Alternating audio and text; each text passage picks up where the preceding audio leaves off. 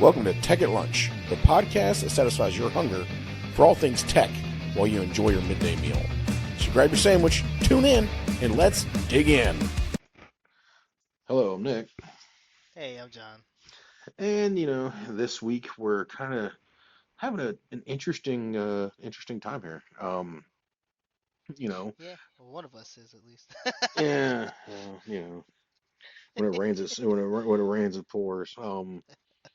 We're currently, or I'm currently, I should say, sitting in the wonderful city of Chicago, Illinois. Um, and trying not to freeze at night. Enjoying the convention called Automate 2024. It's a definitely a fun time. I think everybody needs to see this just show at least once. The good thing is it's going to be yearly from this year forward. So So it was like what biannual or yeah, it was biannual. is it going to be held in the same place or have they announced anything They already have or 2025 will be in Detroit. okay. And ironically, at the same location as Rapid in 2025. Oh, really? So it'll be the same convention center next year as Rapid. That's Um, funny. and then 2026, they're going to come back here in the McCormick Center here in Chicago, Illinois. Mind you, you've been to this convention center before. It's absolutely Hmm. amazing. They do a It's good huge. job. Um, and it is a huge show, I'm telling you. 35,000 plus people.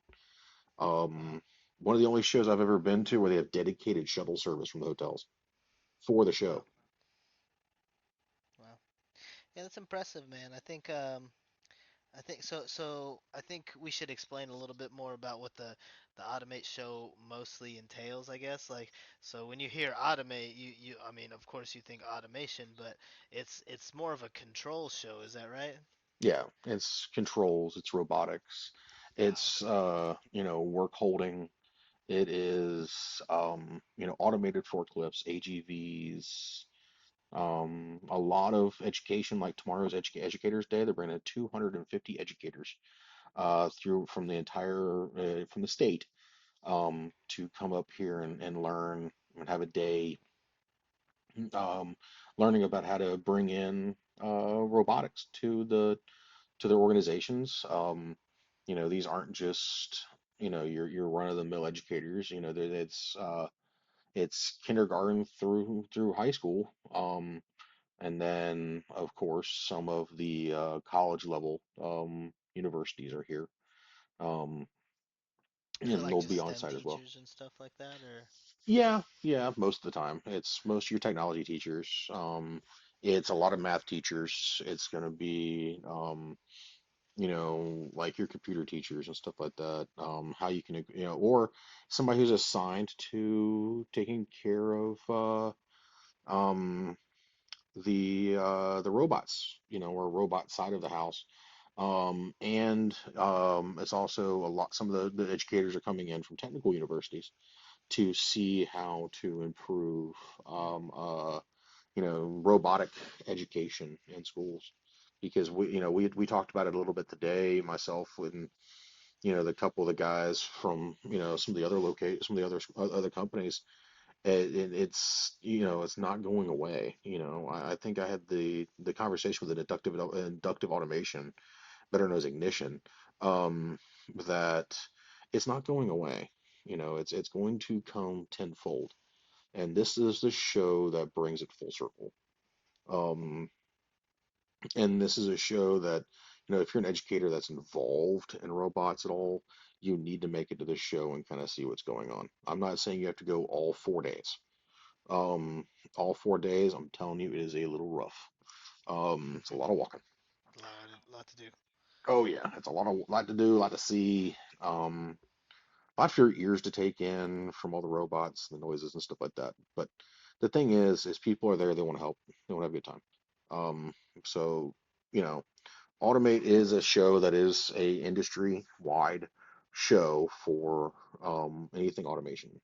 Um, However, it has an educational component to it. A3 which is the Automate Educational Foundation, is one of the big pushers for that. And they have different people from different organizations as part of that community that is actively pushing to support the growth of robotic education, PLC learning, and that type That's of cool. stuff. That's cool. So, so do you think that there was a large chunk of uh, the overall exhibition or the exhibits that were like STEM based, or like do you feel like it was? I mean, everybody's got to get trained on these things because it's new Hmm. technology and for companies, um, even if they're not like in the school system. But do you feel like a lot of stuff was tailored towards development like that? I think there's a good 25%. Hmm. Um, they have an entire corner just dedicated to education. So they have the education corner, where it's 2 rows of exhibitors. That's nothing but people who are involved in education. Universities, service providers, anything and everything.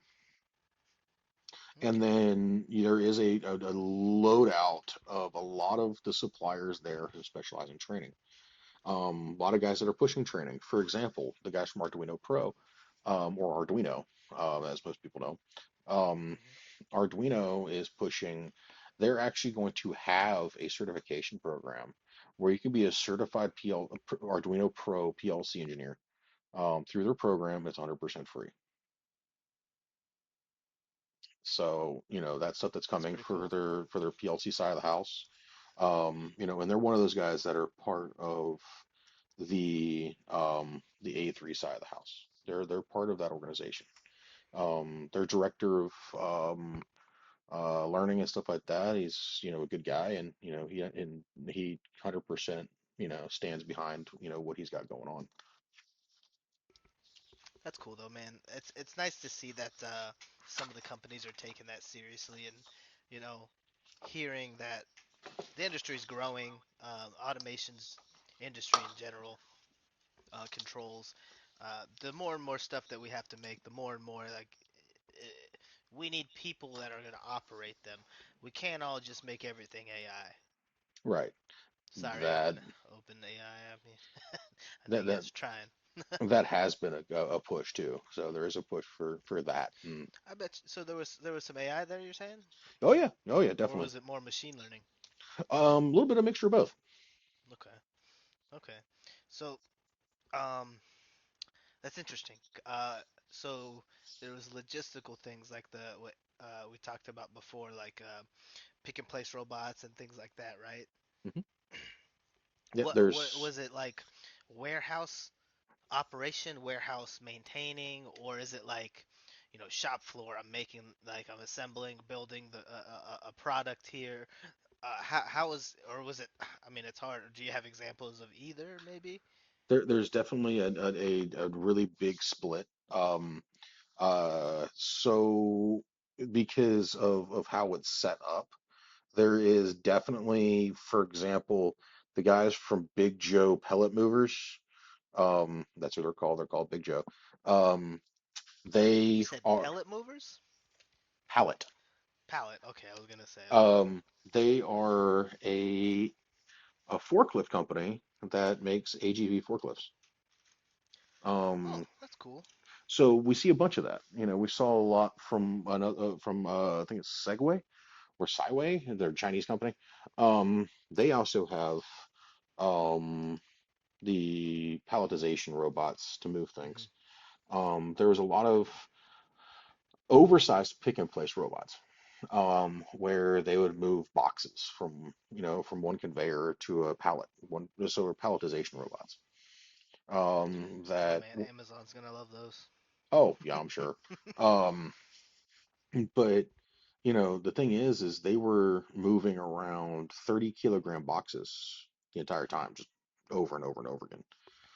Wow. Um, and stacking them as high as you can do. They also had the pill picking robots and stuff like that, or the color picking robots, where the robot used machine vision to determine what color a M&M was, or Skittle, Oh, so like and a sorter. sorted them Oh wow, into associated boxes. that's really cool. I so Sorry if you wow. can hear technical frickin', good old Chicago behind me. I was gonna say I could hear you being chased a little bit. Oh, that's all through um, the night, man. I mean, it's you don't insane. get It's any break, yeah. oh no, no, no, no. It echoes. Um, well, so I kind of want to get back to the AI and machine learning and stuff like that. So, um, there's a lot of deep rabbit holes we could probably go in with that. Oh yes. Um, so the one thing you kind of mentioned is so it's using the camera, of course, it needs to be able to see. So, um, was I know it's object sensing, but is it environment sensing? Was there like something like I keep thinking of I have pictured in my mind like the Boston Dynamics dog. I mean, you sent me a video of something similar like that, right? Hmm. But I can't help but think of like a type of robot like that that could uh, uh, maneuver around a room and make its way in over objects, around obstacles, but also it's scanning the environment it's in. Um, I feel like was there anything like that, or was it mostly like the robotic arms and just a couple robots? It's mostly a lot of the robotic arm, a Okay. lot of AGV, and work holding type of stuff. A couple of cool things that they do have out there is I'm gonna have to see if I can't find a picture of one tomorrow somewhere on there. Is the robot arm that's on an AGV cart. I know they have pictures up and on Oh, the wall, okay. um, but it's literally to pick and place parts. It's to get them off of a shelf and put them on a little cart and drive the cart to the station. And it uses a collaborative robot that can be used around people. Um, and that's something they've been pushing this time is Yeah. collaborative robots. The machine vision stuff, we start really getting the machine vision is they had where they were doing infrared. They were looking at the ultraviolet spectrum. They were showing the new machine sensors as far as Six was showing off some of their scanners, while some other companies were showing off some of their area defense scanners, where if you'd stepped inside of it, it would sense the heat from your foot to stop the light, to stop the robot from moving. The temperature change? Wow. Yeah. Then there was also Yaskawa did a pretty good booth where they have a work holding, or not a work holding, but a palletization robot that was moving boxes from one location to another. And if you step, and it was developed into three different areas. It was yellow and then red padding. If you stepped on the yellow padding, the robot went to half speed. If you went to the red, it dropped down to quarter speed. That's cool. No, knowing that that's But usually when somebody steps in there to refill the boxes, the like robot seeing goes if they're slows closer. down. Yeah. Right. Okay. That's cool though. Um, so you mentioned SICK. I mean, SICK is a company that, the SICK scanners and things like that are widely used in the controls industry. Would you say there was like safety companies, like not necessarily like people being safe, right? Like companies like making sure they're maintaining safety like guidelines, but like a company focused on providing safety solutions for an automation environment. Oh yeah. I Yeah. feel like SICK is one of the main leaders, and that's what I'm used to. But I didn't know Oishna, many others. Okay. the Oishna company who makes the Oishna keys, and also lockout, tagout, door pops, that we see at our kick in, kick out stations, the red things, Mhm. Mhm. where we can enter a cell. Those were there, wholeheartedly. They were showing off So their that's a wares. company? I didn't think that was. I just thought Yeah, that was a thing. Yoishna. Okay. It's Eucher, I think. And they were talking, and their whole thing is area defense. How do we keep people from going into the cells that should not be there? Um, then there was a couple companies, that were really pushing the new sensor technology, Mhm. because of this being a lot of collaborative robots. They're trying to work with collaborative sensors about how, because collaborative robots are supposed to be able to be working without a cell, without walls, without safeties, for the most part, Mhm. around humans.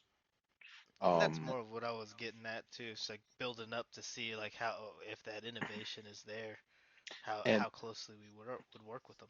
there is definitely ones where you can be inside the envelope. You know, you're in the envelope with them, where you're working, hand in hand, literally, or hand in arm, um, uh, with a robot.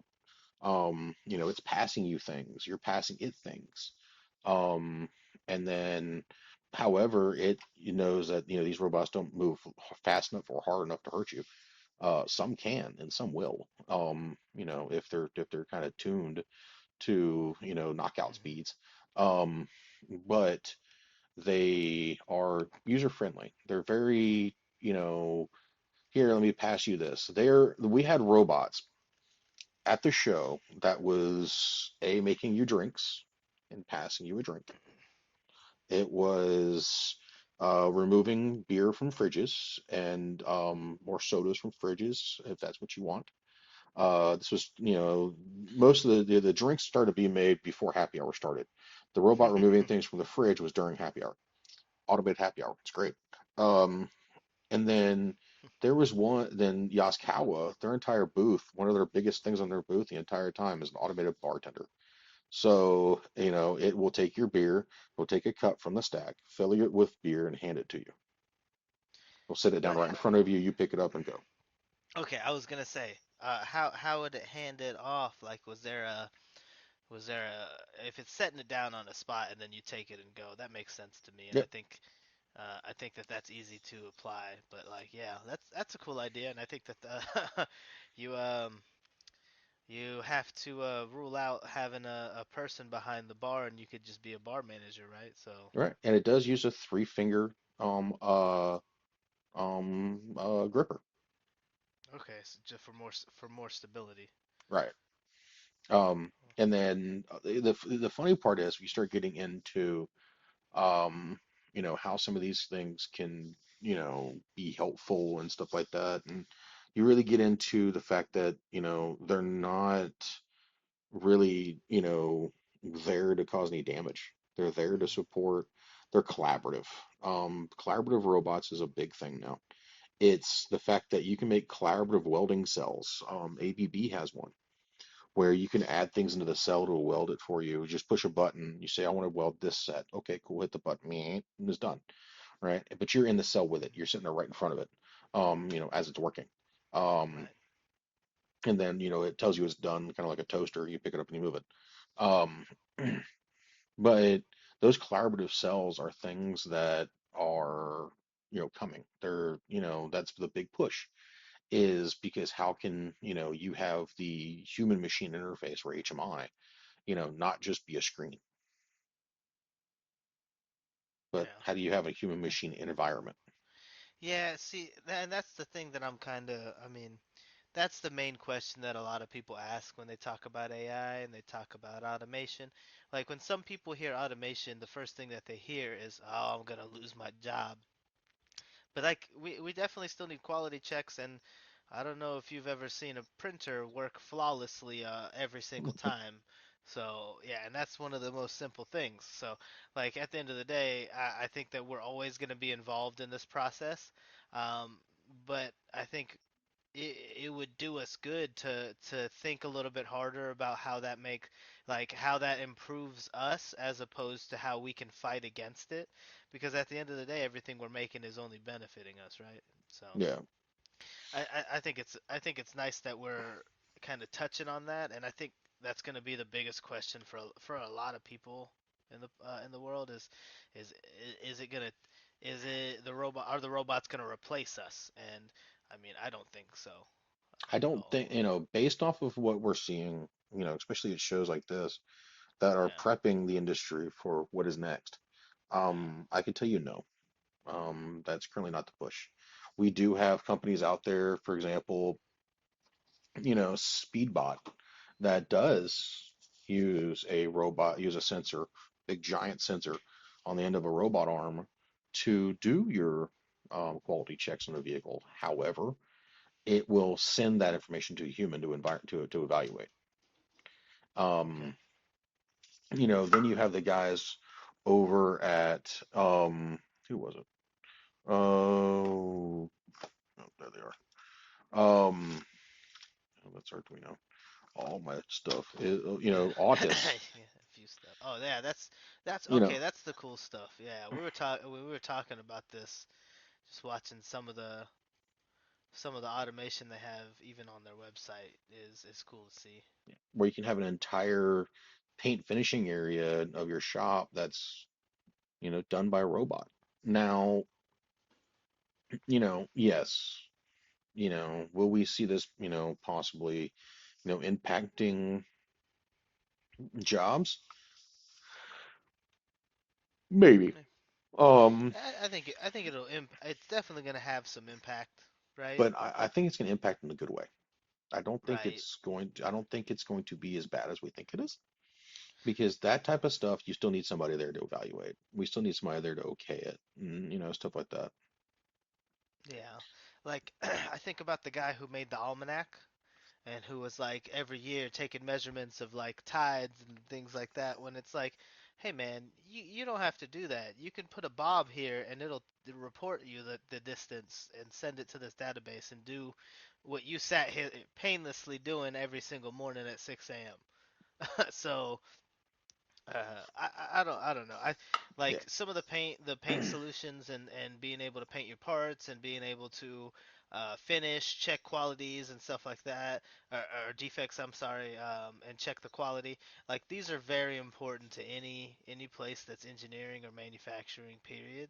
Hmm. So yeah, like being able being able to use a system to see if a part's put on right or check a indentation that we probably wouldn't see with our eye. Um, yeah, we need that. But at the end of the day, the robot is still not going to be able to like do every single piece. So you're going to have somebody configuring and troubleshooting always. Right. And, if you think about it, if you're thinking about, things that have kind of gone extinct, think about the guy who figured out the road atlas. Yeah. He got replaced MapQuest. by When's the MapQuest. last time you went to MapQuest, actually? Yeah. And then MapQuest got replaced by Google Maps. Yeah. So, No, but yeah. but, the thing is if you think about it, I had a couple conversations with the guy from Speedbot. And the big thing is if you think about it, this type of technology and stuff, and same thing with Autos, is you bring it into the automotive aftermarket. You bring it into collision repair, where somebody's paying somebody to fix their vehicle back to OEM. You bring this type of stuff in there. You may have a small mom and pop shop, but you give them a robot and a set of sensors and say, hey, this is to support you. This is to make your job easier so you can focus on quality. Let the robot do the rest. Um, let the robot scan the paint for you to make sure that you're giving your customer the best possible thing you possibly can. The robot's not there to take away somebody's job. It's sometimes there to Yeah. add to it, and make the product that you're receiving better. Yeah, I think you mentioned one type of, I guess it's not a robot per se, but it is a solution offered by a robotics company. But we were talking about Kamau and we talked about the assistant. So Hmm. like working with the I mean that's less so robotics, right?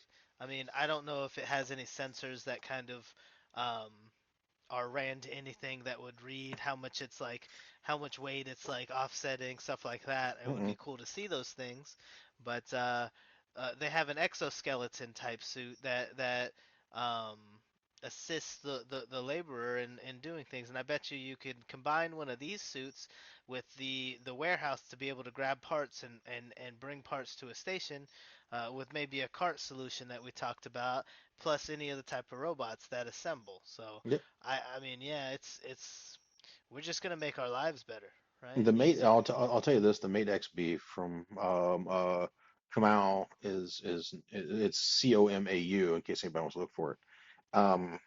Is actually not badly uncomfortable. It's not uncomfortable at all, actually. Um, So, it works. And then, the fact that, we have, combine that with the guys that are making the automatic AGVs for forklifts. You're just moving material from one location to another at that point. Hmm. Um, it makes people focus on the safety aspect because now things are moving. Things are, you have the uh what is it? I can't remember the full name of them, but like the forklifts that go inside the little aisles and go up and pick stuff off, they have those now that are AGV. Um, they also have Okay. AGV man lifts where it will take you to the location. You punch in a little screen of what parts you got to go pick, and it will take you there and lift you up in the air so you can go retrieve that part. And Okay. you have overrides and stuff like that if you need them, of course. So the safeties are there. Yeah, that's cool. I think I remember a video of like I see a robot that was grabbing up to like boxes that are maybe 30 pounds, and it had a rail system on the wall that it could ride up Hmm. and then over to get to the box. So yeah, there's a lot of cool stuff like that that I think that I would expect at the convention. Oh, you've The definitely the seen a lot of those, the spider Yeah. robots. We've seen a lot of spider robots. We've also seen a lot of hanging robots, which are they kind of hang upside down. So they do all their work down below them, but the base of the robot is actually in the air, on a platform. Okay. So we've definitely seen a lot of that. And it's kind of funny when you look at this show and you kind of realize that some of it is very, they tell you that it's not robot centric, at least not robot manufacturer centric.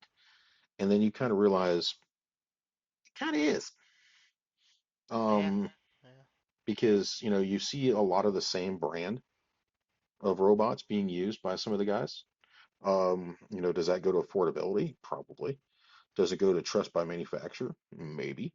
Um, but it gives the people visiting the show kind of an idea, what to get.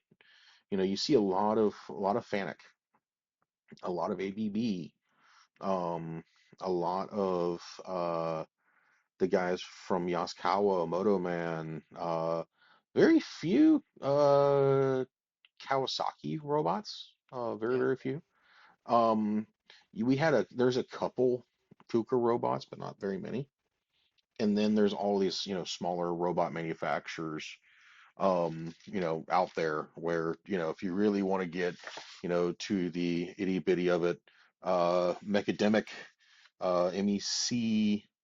MECADEMIC, and look at the Mecha 500. That little Mecha 500 could fit in the palm of your hand.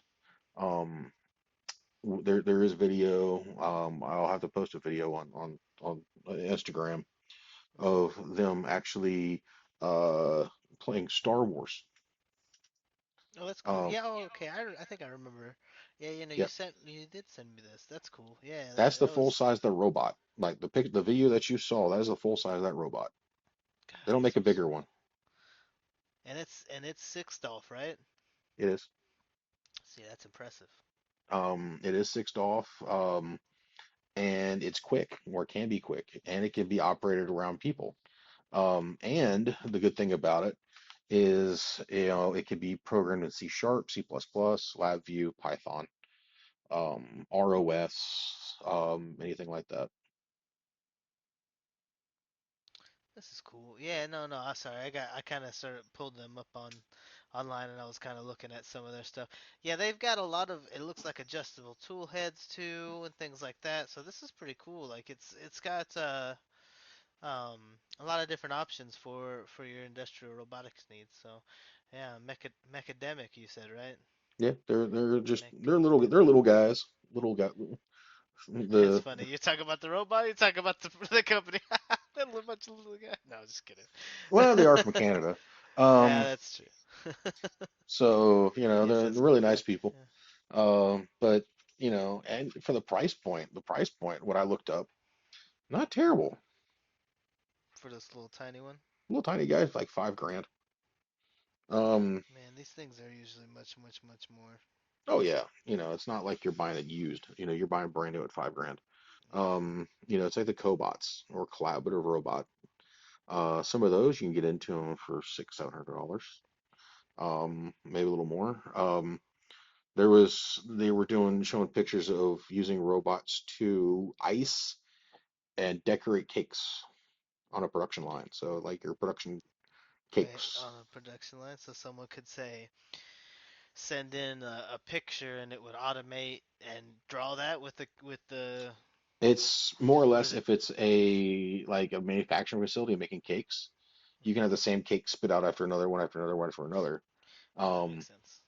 of course, the robots know what the production is, so it can automatically do all of that math for you. It checks to make sure that it's iced correctly and make sure it's square all the way around or circle all the way around. Um, so, that was also the same company that had the automatic bartender setup going, um, where the robot actually made your drinks for you, which was actually, pretty damn cool. Yeah. Well, that's cool to see, man. So I'm sorry, I kind of get absorbed into some of these websites when I looked at some of these things because I didn't get to experience them in person. So, a lot of this stuff was pretty impressive. So, considering everything you've seen already, then would you say there was an overall theme, or The overall theme this year, to what I felt, and I can be completely wrong with how Automate feels it, is Cobot. I think we've definitely seen uh, the rise of the cobots. Um, we did. Funny thing is when we walked in there Monday, it was definitely a Star Wars theme because we just had May the Fourth be with you um, over the weekend. So they definitely took the Star Wars theme a little seriously. that Um, makes sense? So, it's definitely cobots. We saw that in the drum video of the robots playing drums. However, I went back and actually watched it a little bit today, where it's actually, and you can watch the actual, if you go on Automate's Instagram, you can see where they posted it, where there's a user in there who's playing drums, and the cobot arms kind of swing in as his cymbals. That's what that was. They were going through the Okay, symbol process. okay, So, but those are collaborative robots. They're working hand in hand or hand in arm with a human. Working with them to make jobs easier, make them a little bit more fun. It's like we see that company out there called Flippy, is using a robot to make burgers, or fry or whatever it's called. They can do, make fries. These robots are all collaborative based robots. They're not there to hurt somebody. Can they? Oh yeah. You know, if they're programmed wrong, oh, they can definitely do some damage. But the thing is they're not meant to be. Um, these robots are meant to, support people. Like and take, not take jobs away, but make jobs easier. For example, I saw a couple that are spot weld checking robots that they use a camera, investigate a spot weld, put it back, just as a okay, quality step, in your process. Um, so there was a lot of they pack up everything and send it on its way. okay. So Um, see, that's cool. That's pretty cool. Was there anything that like you guys could be? I know that you said that it was bots like handing you beers and stuff like that, and things that would slow down when you kind of stepped into the area. But was there any? What was the interactive part of the convention? Or I understand too, by the way, that it's only Tuesday. You've got time, so you haven't even seen everything. I don't uh, know if you've even have time to see everything, I definitely but walked the floor probably more than I probably should have. And my legs are telling me that I probably shouldn't have done that. yeah, Um, take a seat for a sec. oh, believe me, trying to find seats is the hard part. You talk about 34,000 people crammed in one room. Oh man, Um, bring your own seat. yeah, pretty much. Um, but they've had what um golf competitions, a little bit like putting competitions where you putt against a robot. Um, There is one that they did with one of the ABB robots where it was like a putting green, and they were giving away a prize or something like that if you can program the robot within just a couple buttons, because that's what it's built for, to putt a golf ball. Hmm. There was a couple like lock demonstrations where you had to I didn't try many of them yet. I'll probably try some of them tomorrow. Uh is like speed programming, where it's people showing that the speed of their program with the robots has decreased from what it was before. There's also the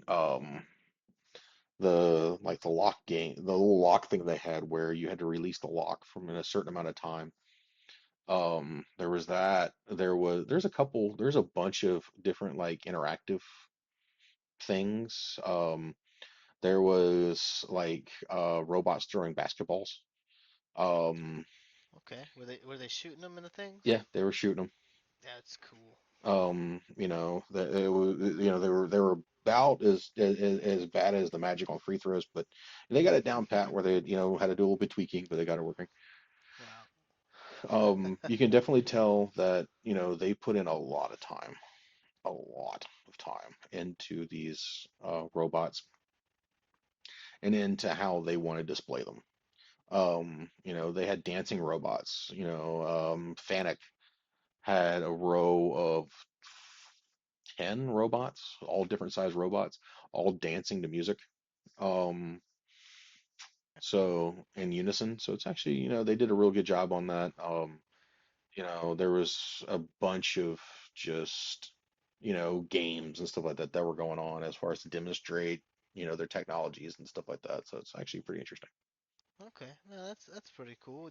Was there they probably had some like speakers going on at the same time. They probably had a stage. Did you by chance go into any of that? They had quite a few going on. It's this setup is extremely huge. They have one that they run downstairs, and Okay. it's a full entire meeting room. And then they also have the automate stage where, they do like today was um that I kind of went into was the innovation awards. They did the startup challenge was today that they did in there. So it was actually pretty cool. They got a lot of stuff going on. I have not had a chance to really sit down in a lot of these things because I did not purchase the ticket for the conference sessions, so I couldn't go in there and watch and listen in on the 3D printing one that they had, that I kind of wanted to go into. The keynotes. I'm opening up the keynote schedule. The first day was actually pretty cool. It was actually do you remember Billy Bean, Billy Bean, no. Uh, the Oakland A's Moneyball? okay, no. I know about man. I know about the situation where they were building and kind of adding like statistical analysis to some of their selections and stuff. Yeah, that was But him. that's yeah, I loosely know some of that, but Yep, he was those are the data guys, right? Yeah. yep, he was the day one speaker. Um, and then today was transforming U.S. manufacturing by the guys from Siemens. Tomorrow is one robot for any task from one of the professors at MIT. And Okay. then Thursday will be realizing the value of AI and industrial automation from a from Intrinsic, which is an Alphabet company, from their CEO. Will be in there doing that. I may go to that one. It is Thursday at 9 a.m., so I may go go to that one. It does not look like they're doing one. No, they're doing one on Wednesday. They're doing the MIT one on Wednesday, but um, I might try to go to the one on Thursday, um, just to kind of get in there and listen in. I really wish I would have done some of the conferences. I wish Yeah. that, but the thing is, it goes back to the fact of, for, somebody like us who, startup mentality, it's kind of a little bit expensive paying for freaking the conference fees, um, for some of these shows. So maybe next year, if we decide to do Automate again next year, in Detroit, um, Yeah. it may be Rapid next year because we did Detroit, we did Automate this year. Hopefully we can get into some of those conferences and be able to listen in on, industry challenges and changes and stuff like that going on. But, I'll say this, I couldn't recommend this show more, especially if you want to get involved in this type of stuff because it's it's mind numbing. Or not really mind numbing. It's mind opening of, of what is going on. You're constantly thinking. You're constantly, how can I use that? You know, and the thing is, when I kind of explain who we are and I say, we're a, kind of we're a startup that's trying to get our feet off the ground and, trying to get into consulting and stuff like that. And, being supportive and getting into STEM education while also supporting the guys that are, part of the automotive, world and automotive aftermarket and automotive, manufacturing. They're receptive. They're there and they want to help. They want to, they want to talk to you about, what they can do and how you can, call them and get a hold of them. A lot of those guys, for example, Yaskawa, supporting them on their STEM education stuff, and they're willing to, help us out with whatever we need. Um, so, I couldn't recommend this show more. It's just be prepared especially if we do the one here in McCormick Center, which will be here again in 2026. Um, be prepared for a little walking, and be prepared for the shuttle buses. Yeah. Yeah. You're gonna be waiting in line a little bit. Not really. You'd be surprised. They run every 15 minutes. No, I mean, that makes sense actually. Run at 15 minutes. Keep the Oh yeah, shuttles for going. your badge, I'm yes, hour saying and you're 45 gonna wait when I first a got little there. time for that. Yeah. That there's still people. I was talking to somebody today at lunch, and they were with one of the smaller companies. It still took him an hour today to get his badge. It's Tuesday, Yeah. like it's second day of show, and it took him an hour to get his badge. Even then, that's S- crazy. So, and today they did one of the they did a networking event today. They did one yesterday. Today's was didn't cost anything. I didn't go to yesterday because I was just worn out by the time I wanted. By the time 3 o'clock hit. Um, Hmm. so the networking events, was they did the opening reception. Uh, the day was exports trade reception, and then tomorrow is just dinner ceremonies and stuff like that. Um, so, Okay. but they do have an app. If anybody's kind of interested in it, they kind of show you what the show was and stuff like that. Automate 2024. They also put a lot of their stuff on social media.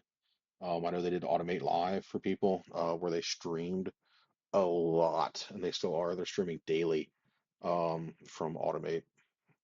They have an entire like area set up where they're actively doing like interviews and like a small TV show type thing that they're doing, for Automate 2024 this year.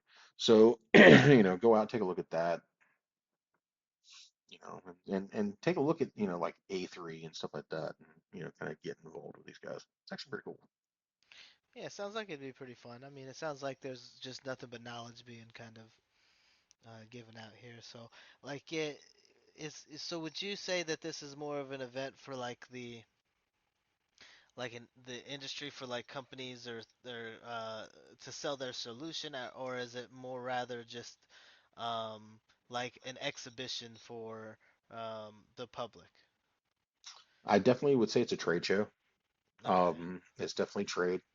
Public can, come to the show if they registered, without a valid reason, surprisingly. Um, however, um, it's a trade show. Today they had some kids in there doing tours and stuff like that, seeing robots, doing educational challenges. Same thing they're going to do tomorrow. Um, and so, it's open to anybody over the age of 12, can come to these shows. The reason why it is 12 and older is because of the nature of the show and the nature of the robots. Um, there's no one wants to get hurt. No one wants to go to one of these shows and see somebody stick their fingers into something they shouldn't be sticking their fingers into. Even though the robots are very safe, um, Hmm. they are very well controlled. There's always somebody there with them. Um, and they are protected via sensors. There's still a chance that if somebody's not paying attention that somebody could get, seriously hurt. They're not moving, very fast, so they're not going to do a lot of damage if they do hit somebody. But it's enough to do some bumps and bruises. Okay. Yeah, see, and that's not terrible.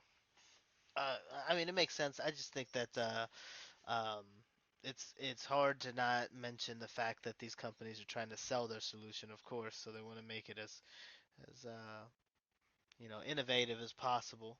So, Yeah. um, and it sounds like there was some like some initiatives and some campaigns, things like that from like local schools and stuff Hmm. that would even bring some of the knowledge up. So I mean, for me, this is why I think that Automate did well, and is doing well. Same thing with Rapid. They had their young adults area where the local, I think it was a local school.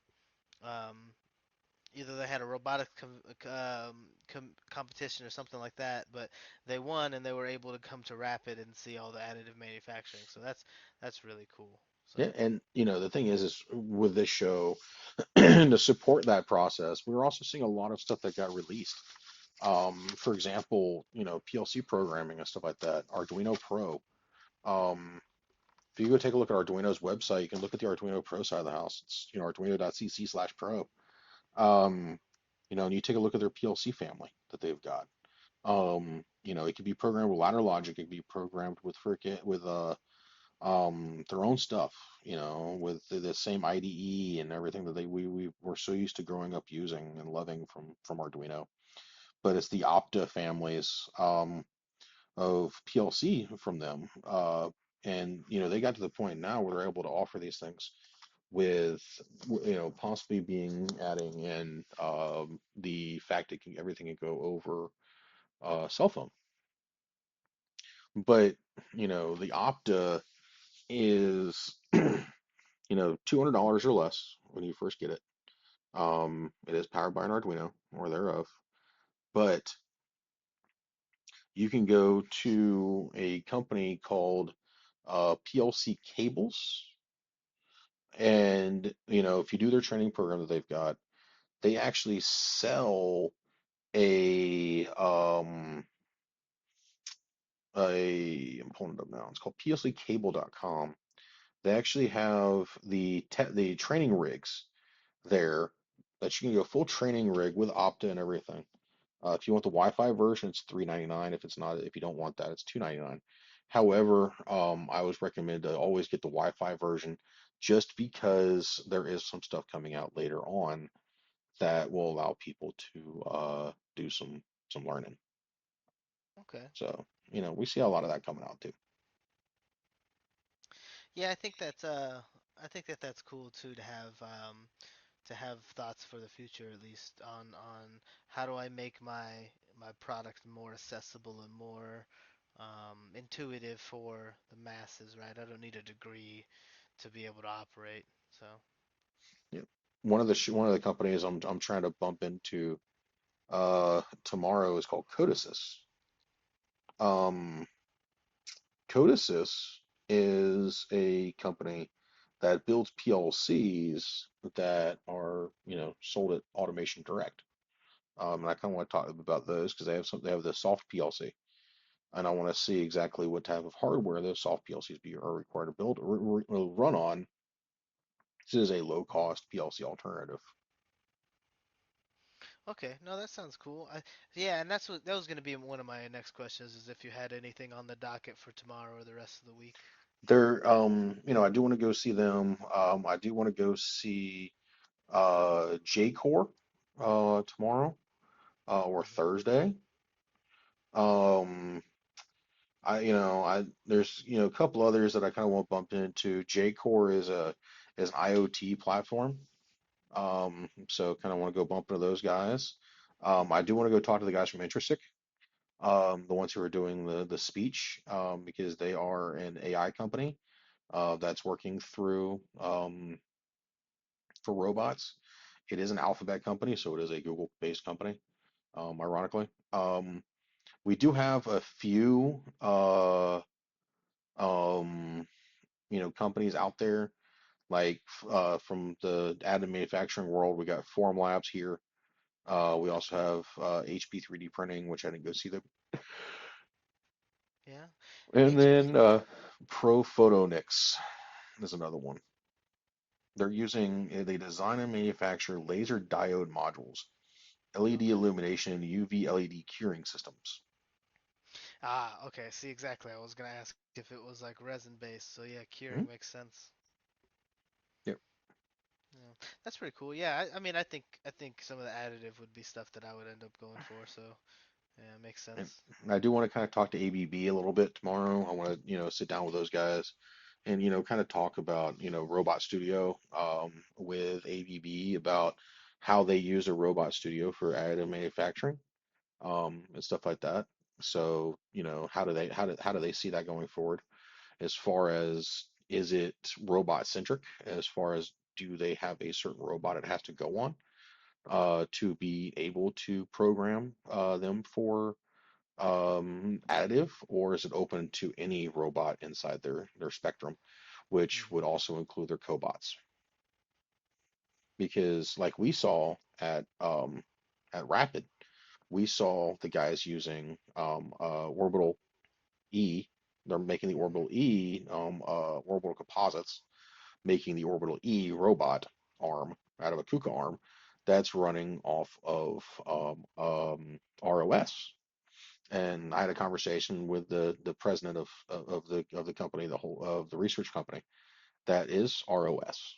And he kind of understood that and stuff like that. Kind of understood that, it's like, goal is to build an application to train people how to take a robot and turn it into a 3D printing robot, because that I think is going to be the future of where additive goes next. Additive is going to be taking these, because the thing is RepRap. If you think about it, we had to front roll that back into this somehow.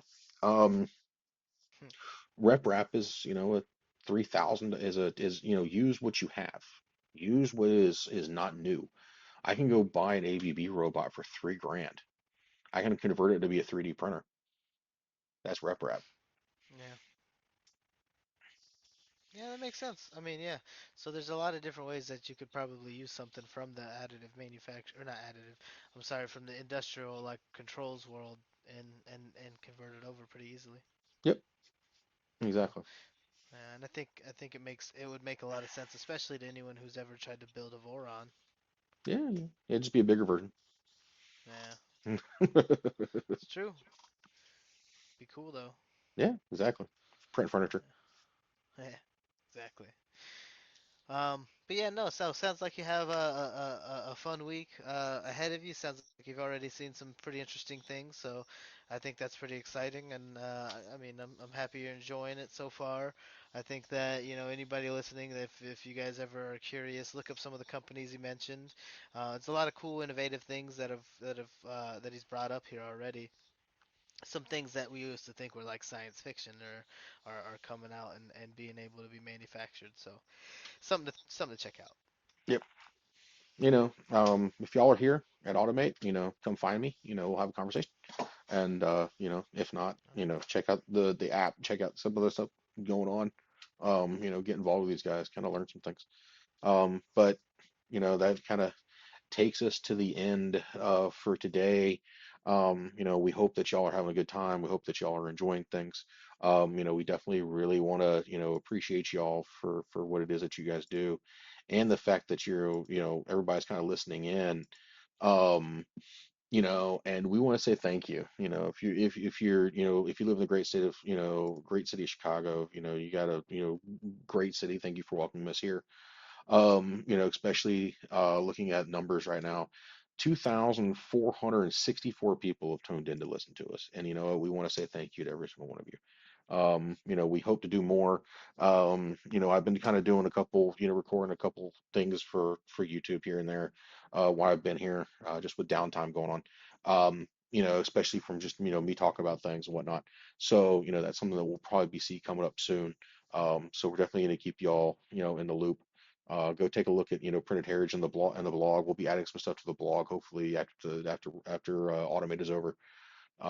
So, you know, we want to say thank you. You know, I appreciate y'all, and I'll turn y'all over.